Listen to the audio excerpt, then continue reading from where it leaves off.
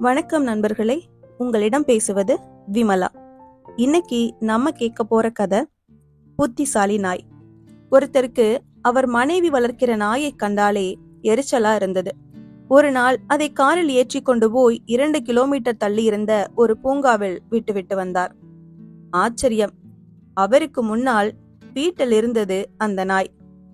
கடுப்பானவர் அடுத்த நாள் அந்த நாயை 10 கிலோமீட்டர் தள்ளி இருந்த ஒரு மைதானத்தில் விட்டுவிட்டு வேறு வேறு சாலைகள் வழியாக வீடு திரும்பினார். மறுபடியும் ஆச்சரியம், வீட்டில் நாய். 3ஆம் நாள் காரில் நாயுடன் ஒரு முடிவோடு புறப்பட்டவர் காரை எங்கெங்கோ செலுத்தினார். வழியில் குறுக்கிட்ட ஆற்றை கடந்தார். ஒரு பாலத்தின் மேல் ஏறி இறங்கினார்.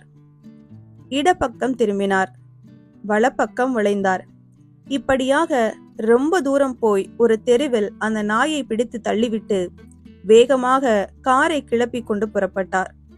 வழியில் ஓரிடத்தில் காரை நிறுத்தி மனைவிக்கு போன் செய்து, உன் நாய் வீட்டில் இருக்கிறதா என்று கேட்டார். இருக்கிறதே, ஏன் கேட்கிறீர்கள் என்றார் மனைவி. அந்த நாய்கிட்ட போனை கொடு, வீட்டுக்கு வழி தெரியல எனக்கு.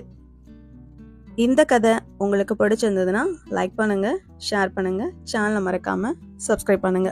அடுத்த கதையில சந்திக்கலாம்.